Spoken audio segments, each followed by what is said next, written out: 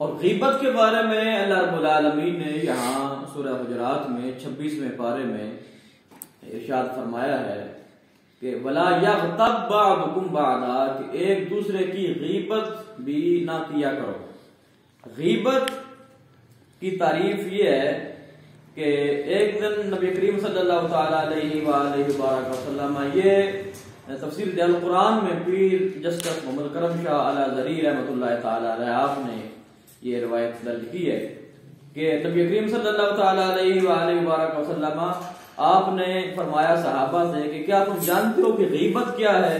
تو صحابہ نے کیا اللہ و رسولہ اعلم، یعنی کہ اللہ اور اس کا رسول صلی اللہ تعالیٰ علیہ وآلہ وسلم ہی بہتر جانتے ہیں کہ غیبت کیا ہے۔ تو نبی کریم صلی اللہ تعالیٰ علیہ وآلہ وسلم نے ارشاد فرمایا کہ اپنے کسی بھائی کا اس طرح سے ذکر کرنا کہ جس کو وہ ناپسند کرتا ہے۔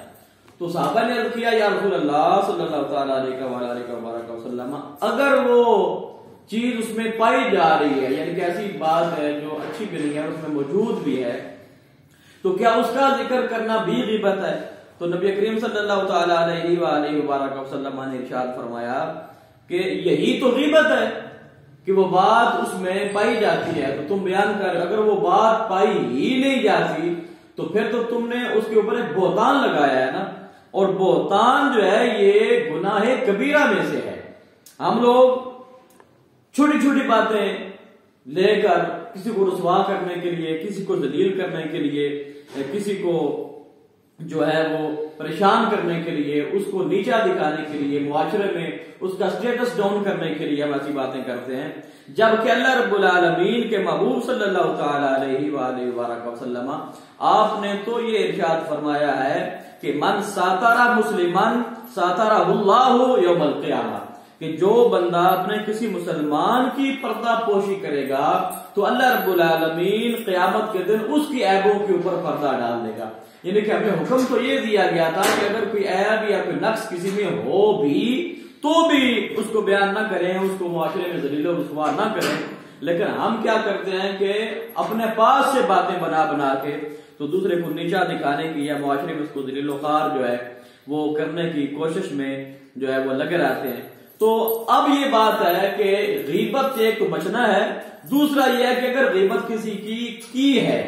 تو اس کا حل کیا ہے، اس کی معافی کیسے ملے گی؟ فرمایا ایک تو یہ ہے کہ اس کی معافی مانگ لے، اور دوسرا اس کا حل حضرت حسن بصری رضی اللہ تعالیٰ عنہ آپ سے جو روایت فرماتے ہیں کہ غیبت کا کفارہ یہ ہے کہ جس کی تم نے غیبت کی ہے اس کے لیے بکثرت دعائے مغفرت کیا کرو اللہ رب العالمین کی بارگاہ میں۔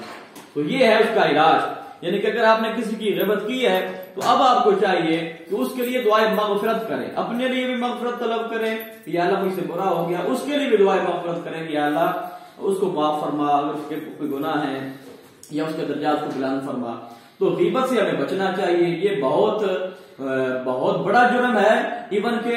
نص قطعی میں اللہ رب العالمین نے ارشاد فرمایا کہ غیبت سے جب منع کیا تو ساتھ ہی اسی جملے میں اسی آیت کریمہ میں یہ سورہ حجرات 26واں پارہ، تو اس میں آیت نمبر 12 میں اللہ رب العالمین نے ساتھ وضاحت فرما دی کہ ایحب احدکم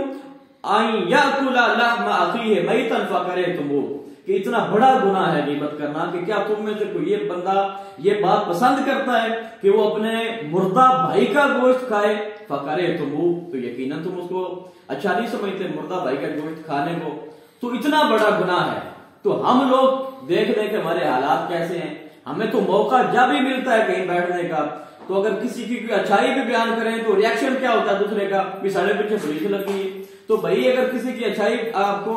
ہضم نہیں ہوتی تو کم از کم کسی کی برائی بھی نہ بیان کریں، کسی کی برائی پیچھے بیان نہیں کرنے چاہیے۔ اللہ پاک ہمیں اعمال صالحہ کی توفیق عطا فرمائے اور اپنا ظاہر اور باطن، خلوت اور جلوت، مجلس اور تنہائی، ہر قسم کے محفل میں اللہ پاک ہمیں پاکیزگی عطا فرمائے۔ آمین۔ وما علیہ الا البلاغ۔